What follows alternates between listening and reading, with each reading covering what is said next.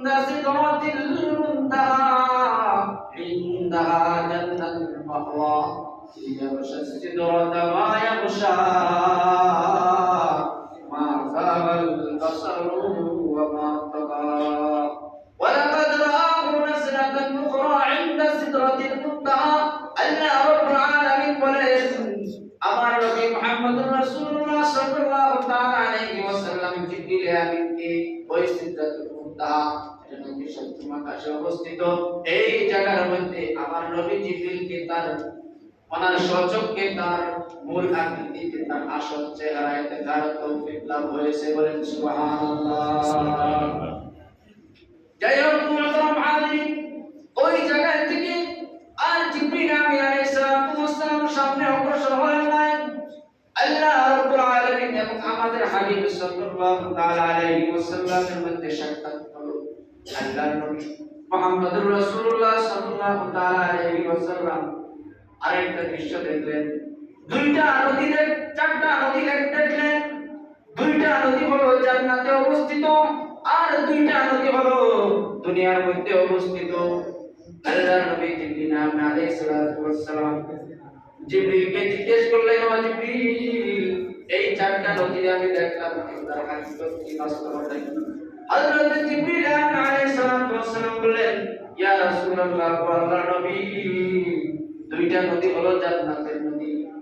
জান্নাতের নদী, এই নদী জান্নাতের ভিতরে প্রবাহমান হবে, জান্নাতের ভিতরে বহমান থাকবে।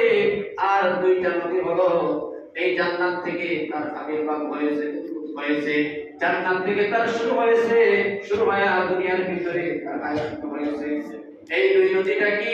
হযরত জিবরিল আলাইহিস সালামকে জিজ্ঞাসা করার মাধ্যমে আল্লাহর রাসূল সাল্লাল্লাহু তাআলা আলাইহি ওয়াসাল্লাম জানতে পারলেন, একটা হলো মিশরের নীল নদী, আরেকটা হলো ইসলামাবাদ ফুরাত নদী।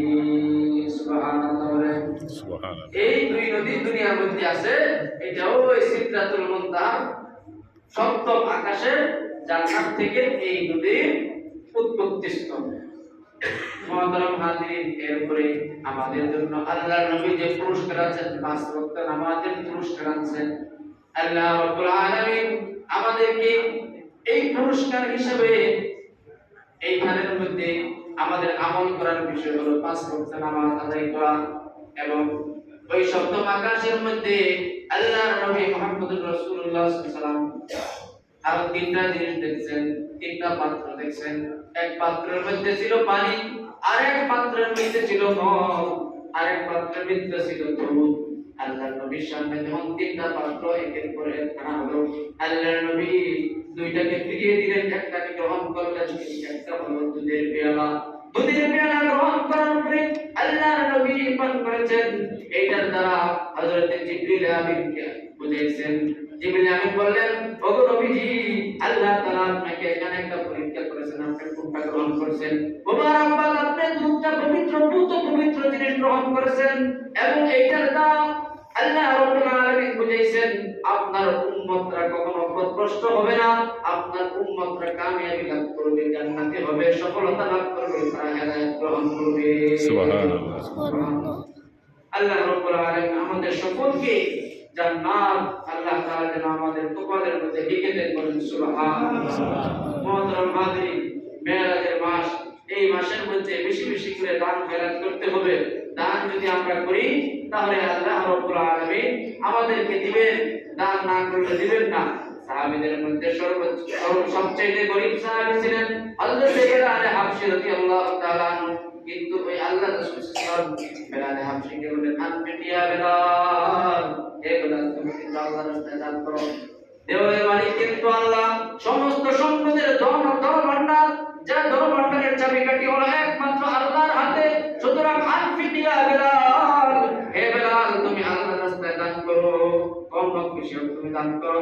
ফলশ্রুতিতে হযরত বেলাল হাবশী রাদিয়াল্লাহু তাআলা আনহু আল্লাহর রাস্তায় তিনি দান করলেন, বলেন সুবহানাল্লাহ। এই জন্য মুয়াজ্জিন সাহেব, আমরা এই মাসের মধ্যে সকলে আল্লাহর ঘরের মধ্যে